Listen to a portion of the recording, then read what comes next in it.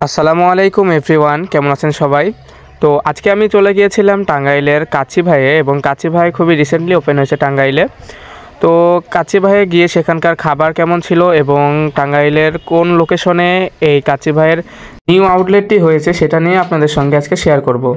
তো কাচ্চি ভাইয়ের নিউ আউটলেটটি আপনারা পুরান বাস স্ট্যান্ড থেকে সামনের দিকে আগায় আসবেন, ঠিক কুমুদিনী কলেজ গেটের দিকে যাইতেই আরএফএলের বেস্ট বাইয়ের ঠিক বিপরীত পাশে আগোড়ার ওপরতলায় এই কাচ্চি ভাইয়ের এই নিউ আউটলেটটি হয়েছে। এবং আপনারা আগোড়ার ভিতর দিয়েই ওপরে উঠে যাবেন, সিঁড়ি দেখতে পাবেন এবং বড় করে একটা এরকম কার্টুনের মতো দেখতে পাবেন আর্ট করে রাখছে। এবং তারপরে আমি ভিতরে ঢুকে চারদিকের ডেকোরেশনগুলো দেখতেছিলাম, আমার কাছে মোটামুটি ভালোই লাগছে। আর মোটামুটি এর যা ডেকোরেশন, সব কাচ্চি ভাইয়ের যে আউটলেটগুলো তারা মোটামুটি একরকম ডেকোরেশন করারই চেষ্টা করে প্রত্যেকটি জায়গায়। তো সেরকম এটাও সেম ছিল। আমি এর আগেও দু একটা আউটলেটে গেছি, তো গিয়ে এবং সেম ডেকোরেশনই পেয়েছি।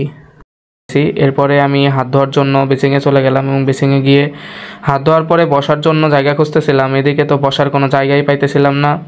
পরিশেষে একটা জায়গা পাইলাম, এবং জায়গা পাওয়ার পরে আমি এবং আমার স্যার দুইজনে সেই জায়গায় বসে দুইটা কাচ্চি অর্ডার দিয়েছিলাম। সিঙ্গেল করে অর্ডার দিয়েছিলাম, এবং সাথে অনেকগুলো আইটেম ছিল। বাদাম শরবত ছিল এবং বোরহানি ছিল, আর অন্যান্য অনেক আইটেম ছিল। আমরা মূলত নিয়েছিলাম বাসমতি কাচ্চির, যেটার প্রাইস ছিল 300 টাকা, এবং আমরা নিয়েছিলাম বাদাম শরবত, যেটার প্রাইস ছিল 90 টাকা। আমার কাছে মোটামুটি বাদাম শরবতটা সবচেয়ে ভালো লাগছে, যেটা খাইতে মানে খুবই ভালো ছিল। এবং কাচ্চির মধ্যে 2টা মাটন ছিল এবং একটা আলুর পিস ছিল। মোটামুটি রাইসের পরিমাণ খুব একটা বেশি না হলেও খুব একটা কম ছিল না, মোটামুটি ছিল একজন খাওয়ার মতো পারফেক্ট। তবে যারা একটু বেশি খাদক তাদের পেট ভরবে না, মানে তাদের একটু বেশি লাগবে আর কি।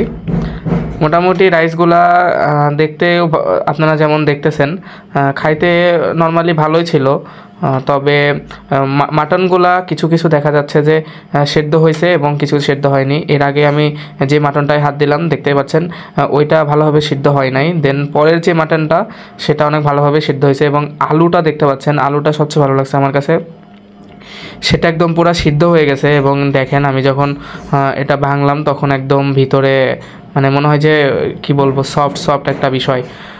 তো ধন্যবাদ সবাইকে, আজকে এই পর্যন্তই। দেখা হবে অন্য কোনো ভিডিওতে। ভালো থাকবেন, সুস্থ থাকবেন। আসসালামু আলাইকুম।